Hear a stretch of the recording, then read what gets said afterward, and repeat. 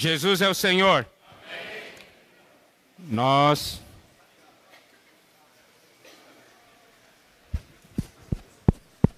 amém, amém, amém, amém. Jesus é o Senhor. Amém. Amados irmãos, ontem à noite nós vimos uma palavra bastante forte sobre o que o inimigo deseja fazer. Nós podemos ver, baseado no livro de Daniel, que aquelas profecias a respeito da ação do anticristo já estão se cumprindo. Ele mudou os tempos, ele mudou a lei, o engano tem prosperado, e a mensagem que ele manda para nós é: eu vou ganhar seus filhos e seus netos, e eu estou trabalhando dia e noite para isso. É isso que a Bíblia mostra, o que o inimigo está fazendo. Nós não podemos continuar dormindo, nós precisamos nos levantar, nós precisamos reagir. E o Senhor nos manda uma mensagem dizendo que nós não devemos temer, porque Ele é aquele que tem toda a autoridade. Ele tem a vitória, mas Ele sabe da nossa condição. Por isso, Ele fala e manda uma mensagem para cada família. E nós vimos os princípios que estão nas cartas às igrejas em Apocalipse, são os mesmos princípios da mensagem que Ele está mandando para nós, tá certo? Aqueles pontos que nós falamos, onde Ele se apresenta, mostrando a nós o que Ele é, o que faz. Isso 7 vezes. 7 vezes Ele diz: conheço. 4 vezes diz: tenho contra ti. 2 vezes Ele diz: lembra-te. 4 vezes Ele fala: arrepende-te. 7 vezes Ele diz: ouça. Quem tem ouvidos, ouça o que o Espírito diz às igrejas. E 7 vezes tem a promessa. Em cada carta há uma promessa. E nós precisamos crer na palavra do Senhor. Nós ontem mostramos o exemplo do nosso ticket de refeição. É um papelzinho azul, mas aquele papelzinho azul é a promessa de uma refeição. Não é? Daí você está tranquilo, porque você crê naquela promessa. Eu ontem falei, hoje eu tenho aquele papelzinho azul que está escrito sábado, almoço. Eu creio, eu tenho um almoço garantido, né? Louvado seja o Senhor. É assim que nós precisamos ver a palavra de Deus. Você olha e diz que eu tenho isso garantido. Isso é meu. Eu só tenho que ir lá resgatar, não é isso? Essa questão do resgate é muito importante. O governo prometeu liberar o fundo garantia, né? Acho que foi no sábado passado que liberou para o pessoal de março até maio, uma coisa assim, não foi? Sábado de manhã, na frente da Caixa Econômica, das agências, tinha uma fila imensa. Peraí, por que aquela fila? O dinheiro não é dele? Ele disse assim, tá lá, mas eu quero é no meu bolso. Eu não quero que esteja lá no banco, eu quero que esteja no meu bolso. Então, a promessa está lá no banco, você tem que resgatar a promessa. Eu quero a promessa no meu bolso, entendeu, irmão? Tem que pegar sim, e com esse coração nós irmos buscar diante do Senhor. E a palavra, então, nós vimos a importância de um bom fundamento no Evangelho da Graça, para nós podermos avançar no Evangelho do Reino. E que o Evangelho da Graça traça os limites, mostra o que aconteceu conosco, conta a nossa história, tudo que o Senhor fez por nós. Vimos que nós somos uma família abençoada, uma família escolhida, uma família predestinada, uma família redimida, e uma família selada. Claro, tem mais outros pontos, estou somente tocando os pontos principais. E nós precisamos ter consciência desse fato, ter a realidade desse fato, e nós, como os mensageiros que recebem a mensagem, devemos transmitir à nossa família. Todos os nossos filhos, netos, toda a nossa família precisa saber que nós somos tal família nessa terra. Louvado seja o Senhor. Agora, nós vamos entrar em Efésios, capítulo 2. E o Efésios, capítulo 2, vem mais uma vez confirmar o que nós falamos logo no início da nossa comunhão, ontem pela manhã, a importância de um forte fundamento no Evangelho da Graça. Então, Efésios, capítulo 2, passa para nós os fundamentos dessa forte experiência. E quando Paulo retrata para nós como nós éramos, onde nós estávamos, e como nós vimos ontem de manhã, se a gente esquecer disso, aqueles itens de 2 Pedro, capítulo 1, a partir do 3 até o versículo 8, não estarão presentes, não estarão ali, ao alcance da nossa mão. Porque a gente esqueceu do que aconteceu conosco, a gente esqueceu da nossa história, né? Nós esquecemos da nossa história, mas nós precisamos saber o que aconteceu conosco. E aqui ele diz assim, capítulo 2, versículo 1: Ele vos deu vida, estando vós mortos nos vossos delitos e pecados. Aqui há uma mensagem muito forte que diz: delitos e pecados matam. Delitos e pecados matam. Hoje, no mundo em que nós vivemos, o conceito do pecado desapareceu. E o nosso temor é que esse conceito tenha entrado em nossas casas. Nós pecamos e nem sentimos. Nós pecamos e nem percebemos. Mas esses pecados matam. Pecado é algo sério. Muito sério. E não é só uma questão de pecado. Eu cometi um pecado. Não. Paulo nos apresenta o que está por trás do pecado. Quais são as forças que estão por trás do pecado? Eu fiz algo, pequei. Parece muito leve, mas ao percebermos as forças que operam por trás do pecado, nós vamos ver que é algo assustador. No versículo 2 diz: nos quais andaste outrora. Nós andamos no passado, nos nossos delitos e pecados. Olha só, primeiro, fala do curso desse mundo. Então, precisamos ter uma visão de que o curso desse mundo é um curso que nos leva aos delitos e pecados. É um curso que nos leva à morte. Você pode olhar o curso desse mundo, achar bonito, mas tem um destino, e esse destino é morte. É uma correnteza que leva à morte. Por isso eu não devo brincar com o curso desse mundo. Segundo o príncipe da potestade do ar. Agora nós vemos aqui o poder das trevas. Tudo isso é governado pelo poder das trevas. Então, a grande pergunta é: nós somos governados pelo Senhor ou pelo poder das trevas?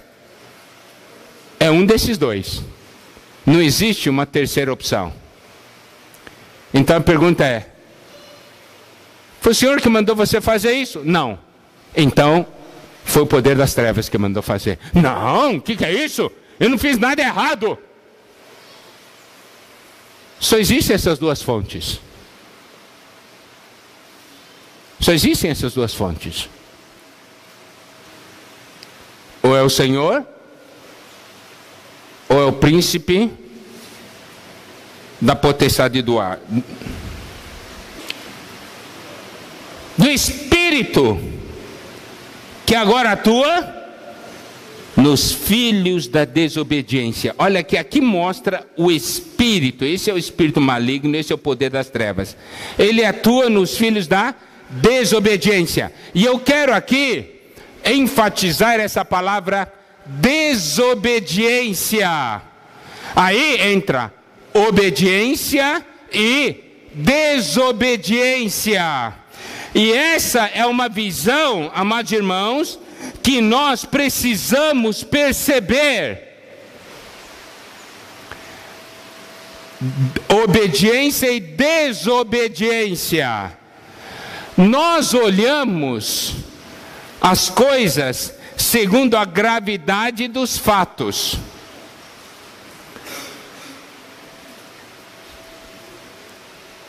Eu quero fazer a seguinte pergunta: qual foi o pecado de Adão?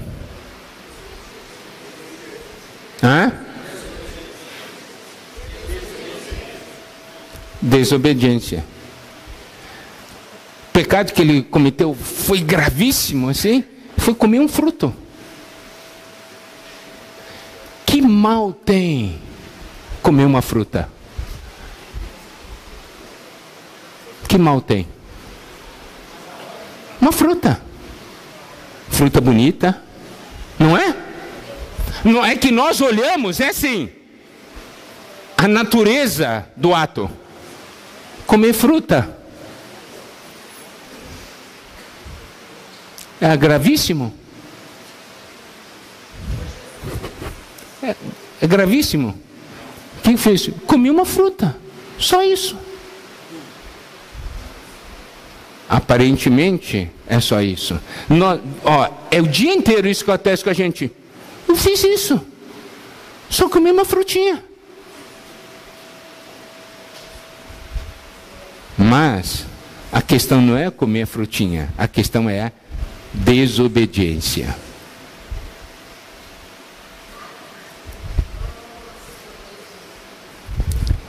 E essa questão da desobediência, vamos dar uma olhada.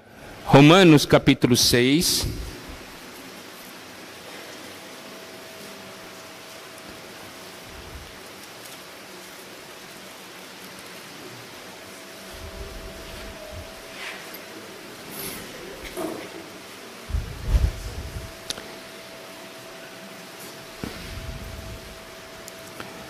Diz assim, primeiro, de 12 a 14, diz assim: não reine, portanto, o pecado em vosso corpo mortal, de maneira que obedeçais às suas paixões. Nem ofereçais cada um os membros do seu corpo ao pecado como instrumentos de iniquidade, mas oferecei-vos a Deus como ressurreto dentre os mortos, e os vossos membros a Deus como instrumento de justiça. Porque o pecado não terá domínio sobre vós, não estáis debaixo da lei, e sim da graça. Versículo 16: não sabeis que daquele a quem vos ofereceis como servos para a obediência, desse mesmo a quem obedeceis sois servos, seja do pecado para a morte ou da obediência para a justiça? Mas graças a Deus, porque outrora escravos do pecado, contudo viestes a obedecer de coração a forma de doutrina a que fomos entregues. A que fosse entregues, e uma vez libertados do pecado, fostes feitos servos da justiça. Falo como homem por causa da fraqueza da vossa carne. Assim como ofereceste os vossos membros para a escravidão da impureza e da maldade para a maldade, assim oferecei agora os vossos membros para servirem a justiça para a santificação. E aí vai. Olha aqui, amados irmãos, aqui fala uma questão de obediência. A quem nós obedecemos? E Romanos 5:19 diz o seguinte: porque como pela desobediência de um só homem muitos se tornaram pecadores, assim também por meio da obediência de um só muitos se tornarão justos. Preste atenção, então, essa questão de obediência e desobediência. Nós vamos tocar isso um pouco mais à frente, tá?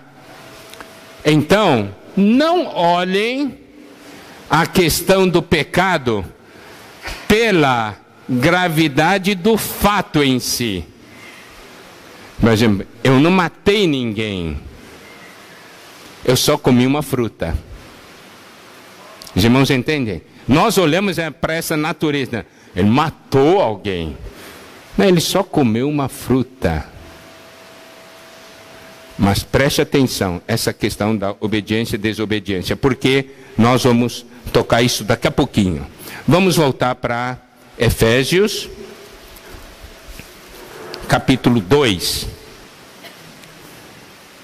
Ele diz assim: do Espírito que agora atua nos filhos da desobediência. Então, esse Espírito age para a gente fazer uma coisa: desobedecer. Está vendo? Ele atua nos filhos da desobediência. Ele faz uma coisa, quer que a gente desobedeça. Daí continua assim no versículo 3: entre os quais também todos nós andamos outrora. Como que nós andávamos outrora? Segundo as inclinações da nossa carne, fazendo a vontade da carne e dos pensamentos. O que eu fiz? A vontade da carne e dos pensamentos. A minha carne teve vontade de fazer, eu fiz. Eu tive o pensamento e eu fiz.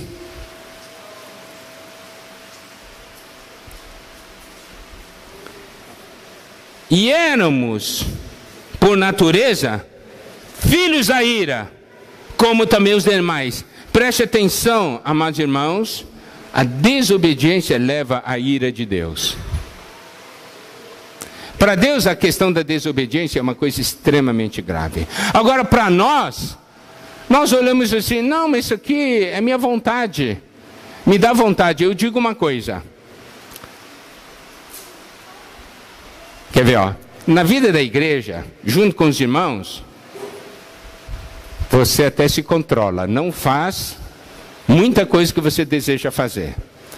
No seu trabalho, você também se controla, e você também não faz muita coisa que deseja fazer. Mas em casa, você não se controla e faz tudo que você deseja fazer. Concordam comigo?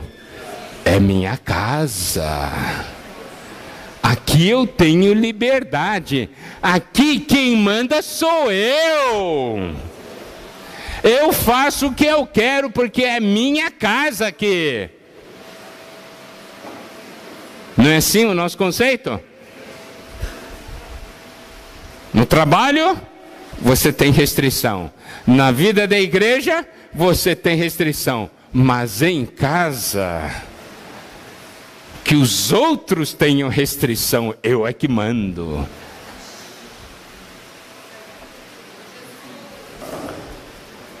Agora, vamos ver mais alguns versículos.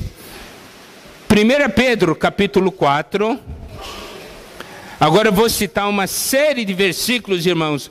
Eu gostaria que os irmãos prestassem bastante atenção nesses versículos. E depois, quando tivessem tempo, penetrassem nesses versículos. 1 Pedro, capítulo 4. Versículos 2 a 4. Olha só. Pedro diz o seguinte para nós: para que no tempo que vos resta na carne, para que no tempo que resta na nossa vida, já não vivais de acordo com as paixões dos homens, mas segundo a vontade de Deus. Não vivais de acordo com as paixões dos homens, mas segundo a vontade de Deus. Porque basta o tempo decorrido para terdes executado a vontade dos gentios, tendo andado em dissoluções e concupiscências, borracheiras, orgias, bebedices, em detestáveis idolatrias. Por isso, difamando-vos, estranham que não concorrais com eles ao mesmo excesso de devassidão. Então Pedro diz assim: chega de viver como os gentios vivem. Chega. Quanto tempo resta na nossa vida aqui na carne? Não devemos mais andar daquele jeito. E aqui ele mostra a pressão que a gente sofre. Difamando-vos, estranham que não concorrais com eles ao mesmo excesso de devassidão. Vamos fazer isso aí. Você não vai fazer, daí já começa a fazer bullying, né? Esse aqui daí começa a falar, começa a difamar. Você não vai fazer com a gente cometer esses mesmos excessos de devassidão? Não é essa pressão que nós sofremos? Nós todos sofremos essa pressão. Pedro diz: chega, que já foi no passado, já é suficiente. Gálatas 5,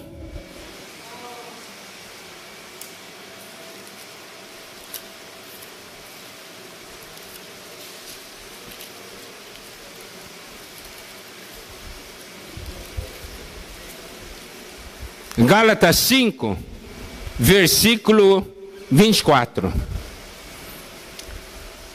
E os que são de Cristo Jesus crucificaram a carne com as suas paixões e concupiscências.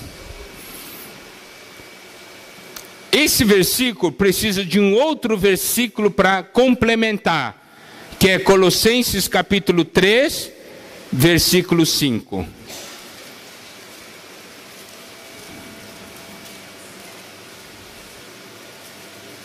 Versículos 5 e 6. Colossenses 3, versículos 5 e 6.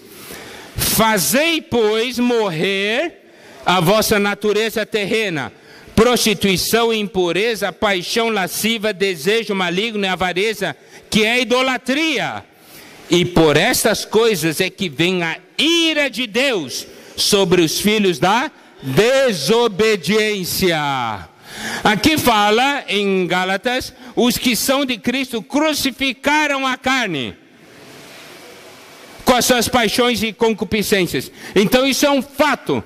Cristo, quando morreu ali na cruz, nossa carne com as suas paixões e concupiscências foram crucificadas. Mas eu tenho que aplicar isso dia a dia na minha vida. Por isso que Colossenses 3,5 diz: fazei, pois, morrer a vossa natureza terrena. Isto é aplicar o que Cristo fez. Você aplica porque crê na promessa. Você tem um bilhetinho azul que diz assim: está crucificado. Você vai lá e resgata isso aí. Está crucificado. Entendeu? Essa realidade você traz para a sua pessoa.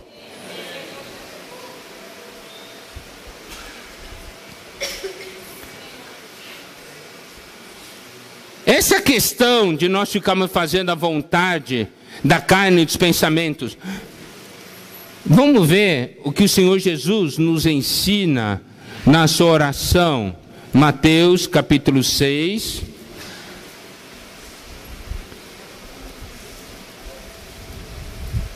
Versículo 10. Diz assim: venha o teu reino. faça-se a tua vontade, assim na terra como no céu. Mateus capítulo 7, versículo 21. Nem todo que me diz Senhor, Senhor, entrará no reino dos céus, mas aquele que faz a vontade de meu Pai que está nos céus. Aqui vocês podem ver, irmãos, aqui é uma série de versículos que tem sua vontade versus a vontade de Deus. Não é? E eu estou falando isso aqui porque geralmente na nossa casa nós fazemos a nossa vontade. E eu quero mostrar a gravidade desse fato. É um fato extremamente sério e nós precisamos ver a seriedade desse assunto. 2 Timóteo capítulo 2,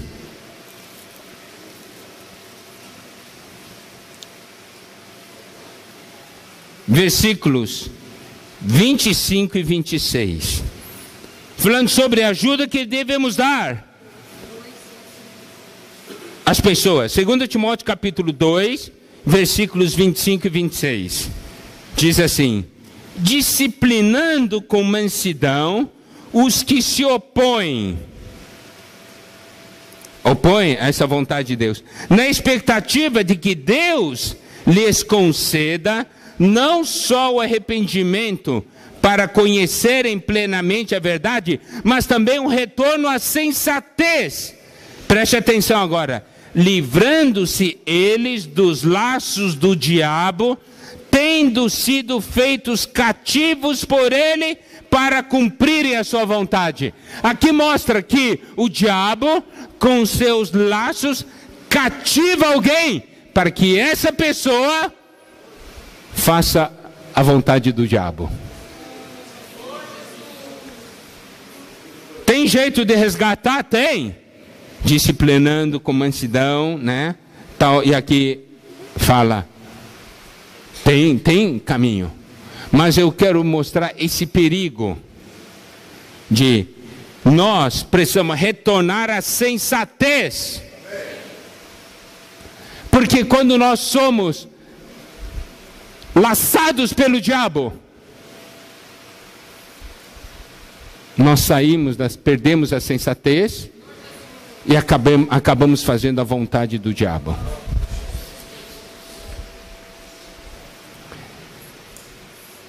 Gálatas 5:17.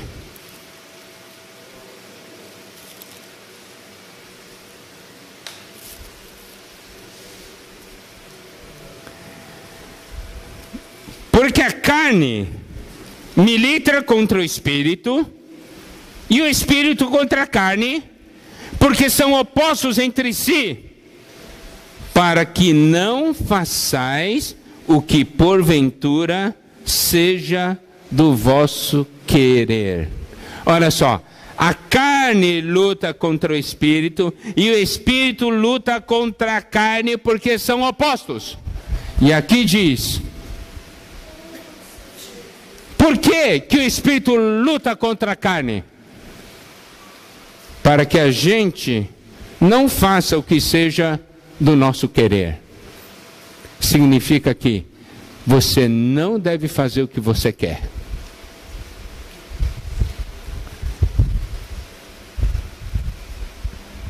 Tudo isso está ligado a Efésios 2. Fazer a vontade da carne e dos pensamentos, né? Nós estamos mostrando todas as coisas que existem por trás. Nós chamamos, não, eu tive vontade de fazer isso aí. Espera aí, isso parece muito simples. Eu tive vontade de fazer isso aí. Eu estou mostrando agora o que ocorre por trás. Você sabe a luta que existe? O espírito lutando contra a carne, eu vou fazer o que eu quero. Daí você olha, céus e terra lutam.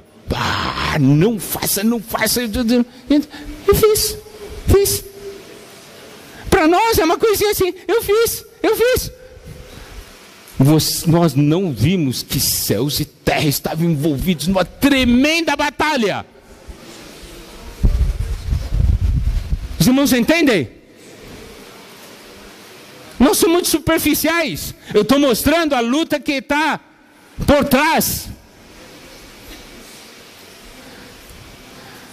Aí, sabe, quando a gente dá uma olhada nisso, a gente começa a ter um certo medo. Eu estou com medo da minha vontade. O meu querer, que acho tão bom, tão bonitinho, eu não sabia que o negócio era tão terrível assim. Por que você fez isso? Me deu vontade. Quantas coisas nós fazemos assim, em casa? No trabalho, porque tem chefe, você não pode fazer a sua vontade, né? Mas em casa, você é o chefão, você manda, você faz.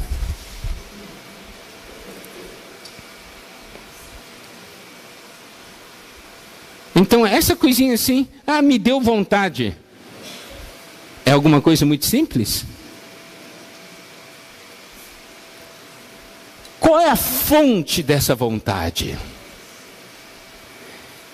Quem deu essa vontade a você? Ao fazer essa vontade, mexe com céus e terra.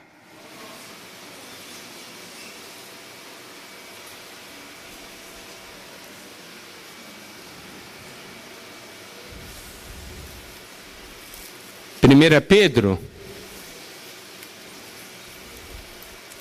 capítulo 2,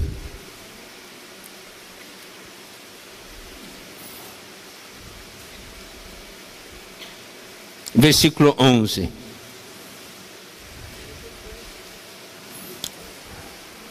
Amados, exorto-vos como peregrinos e forasteiros que sois, a vos absterdes das paixões carnais que fazem guerra contra a alma.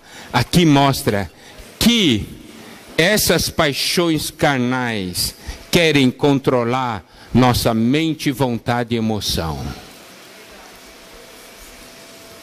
Não pense só, minha mente, vontade e emoção, mas quem está dominando minha mente, vontade e emoção? Tudo isso, irmãos, é ligado ao Evangelho da Graça, tá?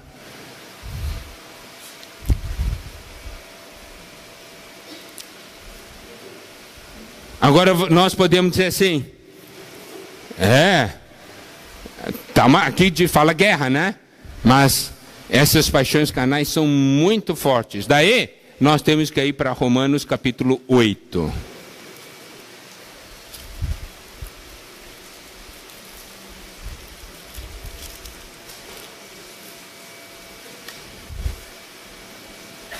Primeiro, Romanos capítulo 7, versículo 24. Aliás, vamos começar no versículo 22. 7, 22. Porque no tocante ao meu interior tenho prazer na lei de Deus, mas vejo nos meus ombros outra lei que, guerreando contra a lei da minha mente, me faz prisioneiro da lei do pecado que está nos meus membros. Desventurado homem que sou, quem me livrará do corpo dessa morte? Graças a Deus por Jesus Cristo nosso Senhor. De maneira que eu de mim mesmo com a mente sou escravo da lei de Deus, mas segundo a carne da lei do pecado. Agora, pois, já nenhuma condenação há para os que estão em Cristo Jesus, porque a lei do Espírito da vida em Cristo Jesus te livrou da lei do pecado e da morte. O que nós precisamos ver é essas paixões lutam contra a minha alma, querem controlar a minha alma, mas eu tenho espírito. Eu posso exercitar o meu espírito, e a lei do Espírito da vida vai me livrar da lei do pecado e da morte.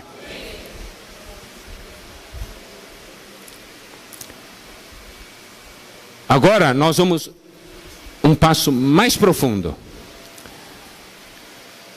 Primeira pergunta: quem pratica idolatria em casa? Levanta a mão. Segundo, quem pratica feitiçaria em casa, levanta a mão.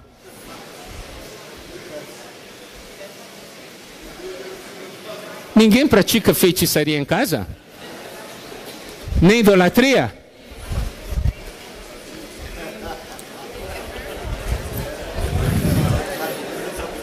Primeiro Samuel 15.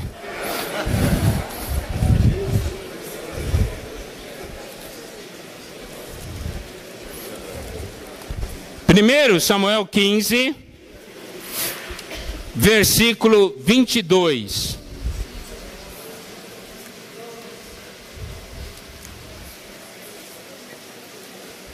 Porém Samuel disse: tem porventura o Senhor tanto prazer em holocaustos e sacrifícios, quanto em que se obedeça a sua palavra?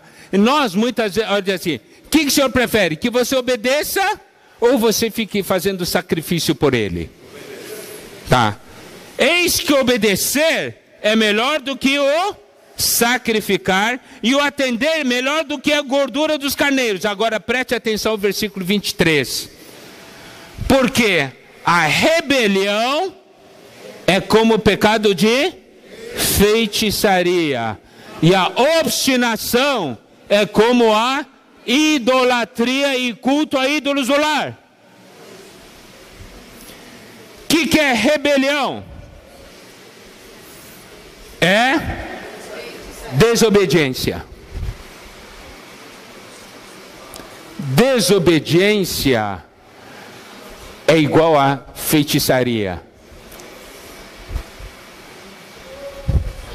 Se eu falar, você pratica feitiçaria em casa, você fica chocado. Mas se você pratica desobediência, não fica chocado, não é? Não é verdade? Para nós, é só uma desobediência, assim, desse tamanho. Para Deus, feitiçaria.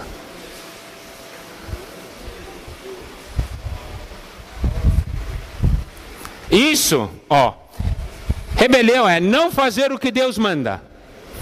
E obstinação, o que é? Obstinação é igual a idolatria. É fazer o que Deus não mandou. Sabe o que é obstinação? É aquele desejo, eu vou fazer de qualquer jeito. Eu vou fazer. Deus mandou, não mandou, mas eu vou fazer porque eu quero. Isso é obstinação. Isso é idolatria. Igual.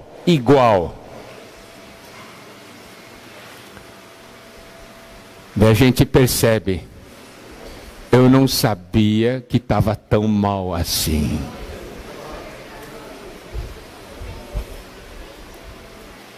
Não é? Eu faço coisas em casa que é igual feitiçaria. Eu faço coisas em casa igual idolatria.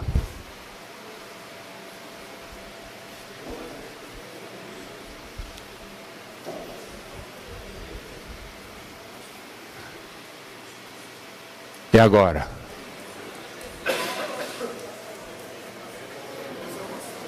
A gente diz assim, eu não sabia que era tão mal assim, né? Não é verdade?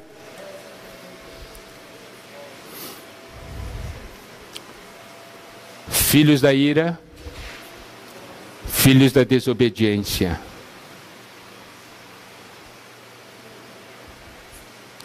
Vamos voltar para Efésios capítulo 2. Agora vamos para o versículo 4.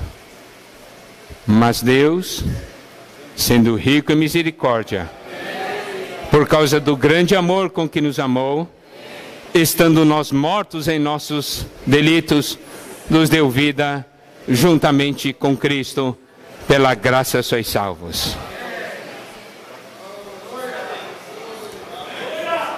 Deus nos salva disso.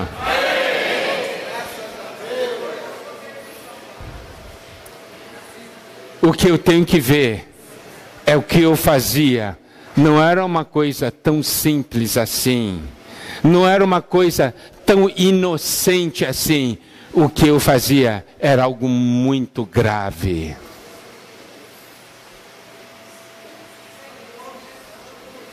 Muito grave. E aí está a razão de muitos problemas que surgem.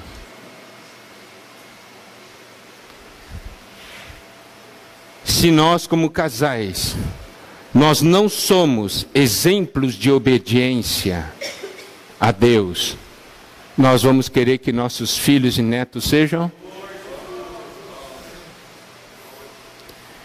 Se o que nós fazemos é igual às coisas que os filhos da desobediência, aos filhos da ira fazem, qual vai ser o resultado nos nossos filhos e nos nossos netos?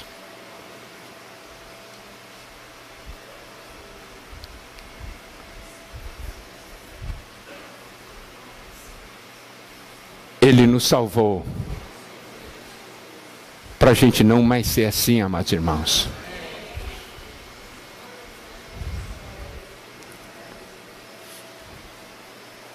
Estando nós mortos em nossos delitos, nos deu vida juntamente com Cristo. Pela graça sois salvos. Juntamente com Ele, nos ressuscitou e nos fez assentar nos lugares celestiais em Cristo Jesus, para mostrar nos séculos vindouros a suprema riqueza da sua graça em bondade para conosco em Cristo Jesus. Porque pela graça sois salvos, mediante a fé. Isso não vem de vós, é dom de Deus, não de obras para ninguém se glorie. Aqui diz assim: tem graça suficiente para salvá-lo. Tem graça suficiente para nós vencermos. O que eu preciso é tomar para mim.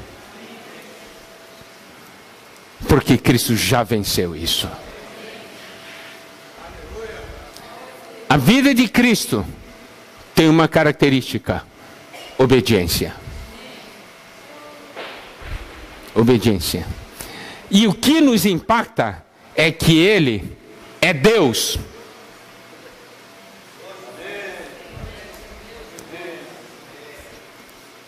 Se nós fôssemos Deus, eu que mando. Eu não preciso obedecer a ninguém porque eu sou Deus. Senhor Jesus, sendo Deus, Ele não se apegou a isso. Ele tomou a forma de servo. Diz assim: estou aqui para obedecer. Essa vida está em nós. Mas, irmãos, nós queremos enfatizar esse ponto: obediência. Obediência em nossa casa. Amém? Amém? Quando nós obedecemos, nós permitimos Deus operar. Quando um médico quer fazer uma cirurgia no paciente, né? O paciente tem que deixar, não tem? Tem que obedecer. Se não obedece, não tem como fazer. Então o Senhor quer operar em nós. Tá? Esse aqui é o primeiro ponto, esse primeiro ponto forte de Efésios 2. Nós somos salvos disso, irmãos. O que nos torna diferente dos outros?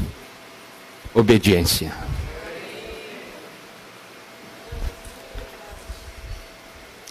Agora, vamos continuar em Efésios 2, a partir do versículo 11, daí ele entra num aspecto mais coletivo.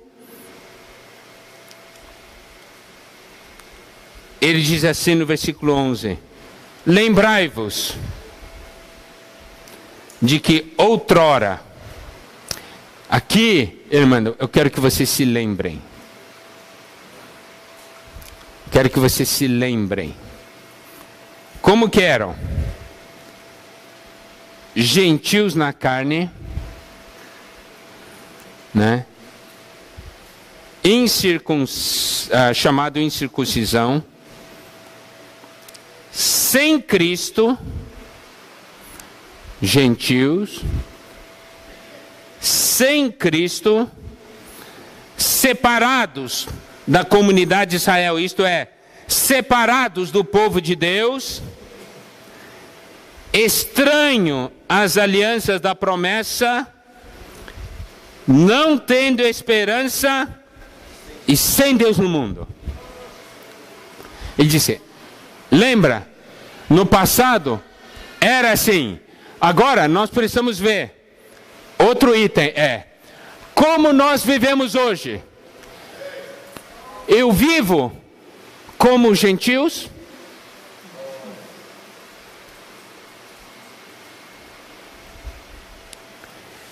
Eu vivo como se Cristo não existisse?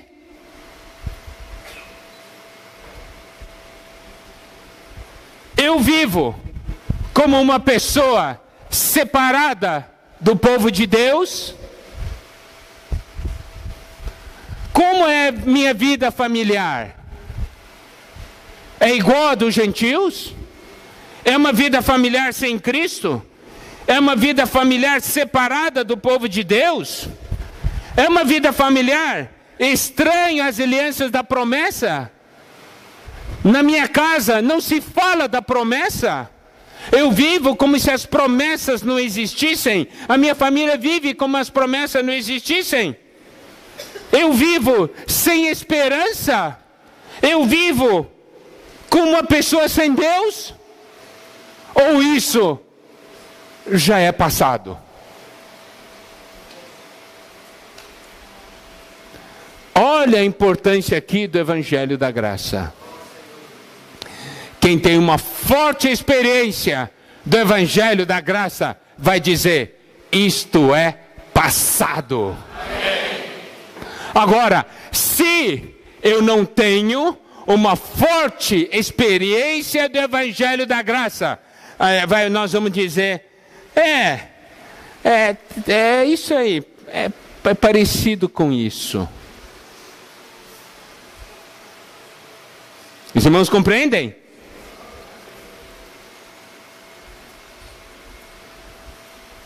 Irmãos, o que o Senhor fez na cruz é para a gente dizer: isso é passado. Amém. O que eu preciso? Tomar mais a realidade do que Cristo fez por mim. Eu não devo viver baseado na minha carne e meus sentimentos. Eu devo viver baseado na palavra de Deus e tomando posse do que Deus já fez por mim e me deu. Vou aplicar isso na minha vida, porque essas coisas estão presentes, estão diante de mim. Cristo morreu por mim. Quando vem a vontade da minha carne, eu vejo o que está por trás, eu aplico a cruz. Eu não fico lá: eu vou fazer minha vontade porque me deu vontade. Não! As coisas estão presentes, estão na minha presença, eu estou vendo. Eu agora não sou gentil, eu sou filho de Deus. Eu tenho a vida de Deus em mim. Eu tenho Cristo na minha vida. Cristo vive em mim.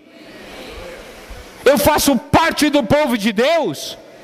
A minha família faz parte do povo de Deus. Nós somos um povo que tem promessa. Nós somos um povo que tem esperança. E nós somos um povo que tem Deus e vive nesse mundo. Essa é minha porção. Cristo morreu e me deu isso.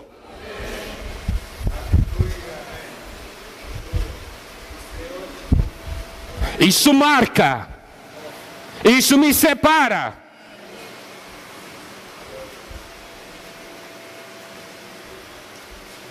E aí,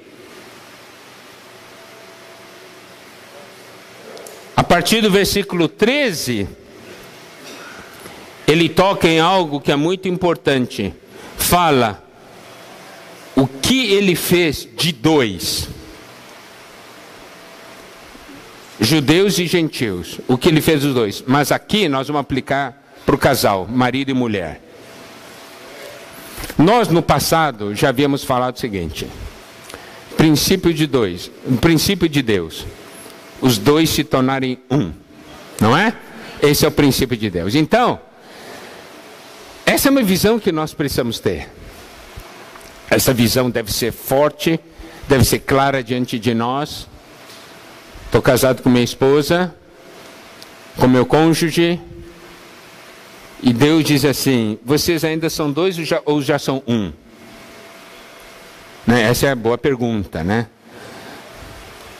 E Ana, mas vocês brigam muito? Brigam muito? Ó, eu vou dizer uma coisa. Algumas vezes, né, alguns casais vêm ter comunhão comigo. Eu pergunto, irmão, o que está acontecendo? Irmão Miguel, a gente briga dia e noite. A gente vive brigando. Por que estão brigando? Falta do evangelho da graça. Falta de conhecer o que Cristo fez.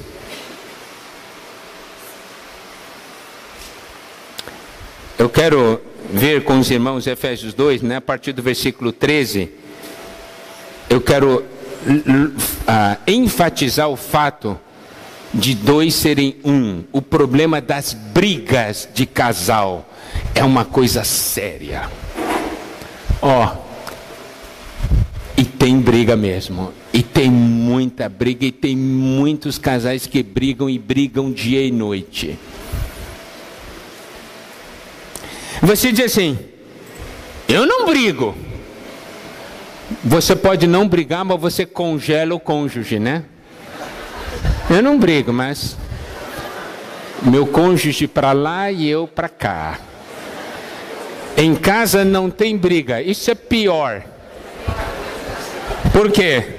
Eu digo, isso aqui não é briga, já é assassinato. Porque seu cônjuge já não existe para você, você já matou.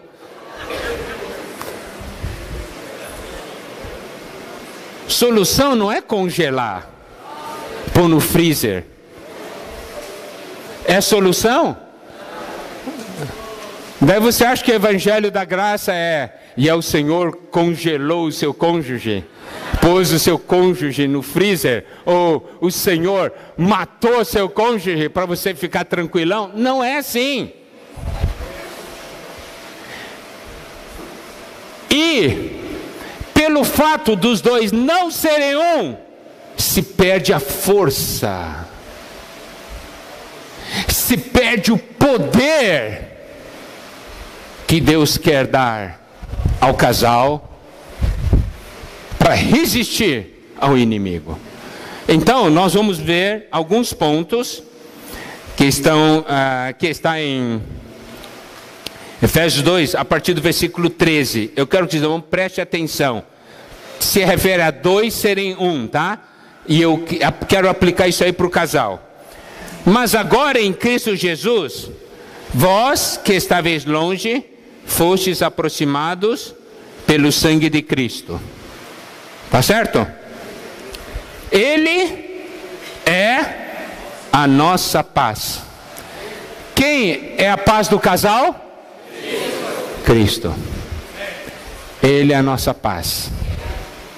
Isso aqui é uma promessa tremenda. Tem paz em casa? Não. Então vamos convidar Cristo, que Cristo é a paz. Se tem Cristo, tem paz. Se não tem Cristo, não tem paz. O qual de ambos fez um. Quem vai tornar os dois um? Cristo. não você.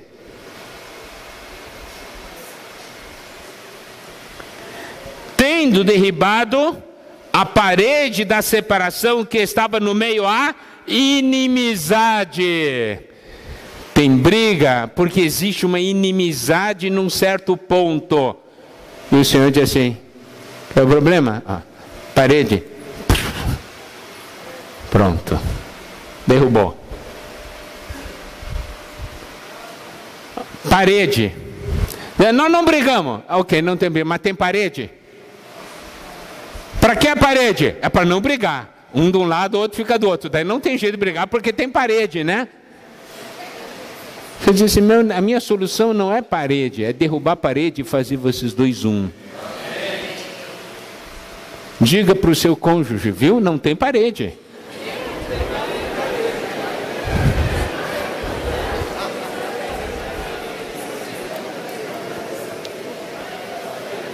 Aboliu na sua carne a lei dos mandamentos na forma de ordenanças, para que dos dois criassem mesmo um novo homem, fazendo a paz. Por que existe essas brigas? Porque cada um tem as suas ordenanças, né? Eu quero que seja assim. O outro diz: não, eu quero que seja daquele jeito. Então cada um tem as suas ordenanças, e essa lei em forma de ordenanças é um problema. Daí o Senhor aboliu, diz assim: joga todas essas ordenanças fora. Eu sou a paz. Fazer de vocês um. E ele fala 16: reconciliar-se ambos em um só corpo com Deus. Isso é importante. Reconciliar-se ambos em um só corpo com Deus. Como que o Senhor faz isso? Nos reconcilia, nos trazendo para dentro de Deus. Por isso os dois devem voltar ao Espírito. Está vendo? Por intermédio da cruz, destruindo por ela a inimizade. E vindo, evangelizou paz a vós outros que estavam longe, paz também aos que estavam perto. Eu quero, irmãos, que vocês prestem atenção nessa pequena porção de versículos. Eu vou mostrar algumas palavras do 13 até o 17. 13 fala: fostes aproximados. 14, ele é a nossa paz. Versículo 14 ainda: ambos fez um. 14 ainda: derrubou a parede de separação. Versículo 15: dos dois criassem em si mesmo um novo homem. Versículo 15: fazendo a paz. Versículo 16: reconciliar-se ambos em um só corpo. Versículo 16: destruindo a inimizade. Versículo 17: evangelizou paz. Olha a concentração, o esforço da ação de Deus para tornar dois um. Você viu o número de citações? Isso mostra como é importante para Deus que os dois sejam um. É importante para Deus e é importante para nós. E aqui está o segredo da vitória em nossa casa. Porque nós dois nos tornamos um em Deus. Aí, na nossa casa, Deus manda. Toda a autoridade de Deus é exercida. E ali está a nossa salvação. Não há inimigo que resista. O Senhor vence todas.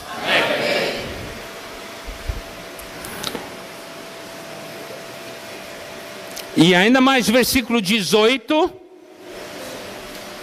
Por ele, ambos temos acesso ao Pai em um Espírito. Aqui está o segredo. Nós dois podemos ir ao Pai em um só Espírito. E aí, o negócio está resolvido. A briga termina. A estratégia de Satanás é manter a briga em casa. Enquanto houver briga, ele tem caminho livre. Chega de briga. O Senhor morreu para terminar com toda a briga. Isso é o Evangelho da Graça.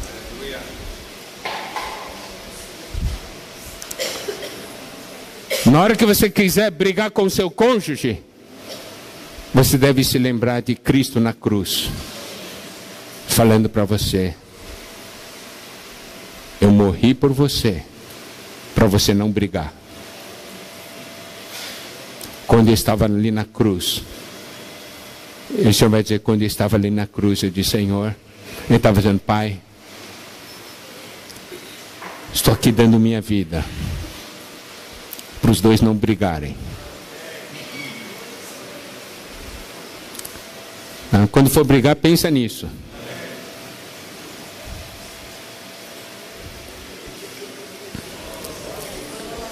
E aí, versículo 19: assim, não sois estrangeiros e peregrinos, com os cidadãos dos santos, sois da família de Deus. Minha casa, família de Deus. Essa é a nossa marca. Essa é a marca, deve ser a marca de cada uma de nossas casas. A minha casa é a família de Deus. Isso separa, faz toda a diferença. E olha só: edificados sobre o fundamento dos apóstolos e profetas, Cristo Jesus, a pedra angular. Nós temos uma edificação e Cristo é a pedra angular, é a pedra da esquina, é a pedra que une as duas partes. No qual todo edifício bem ajustado cresce para santuário dedicado ao Senhor. Santuário é morada de Deus. A minha casa está sendo edificado para a morada de Deus. No qual também vós juntamente estáis sendo edificados para a habitação de Deus no Espírito. Sabe o que é a nossa visão? Minha casa, a família de Deus. A nossa visão é: aqui mora Deus com os homens.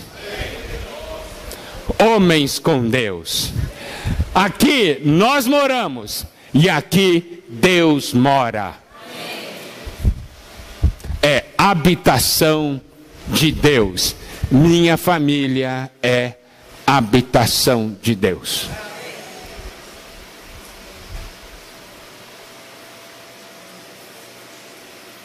Faz ou não faz diferença isso, amados irmãos?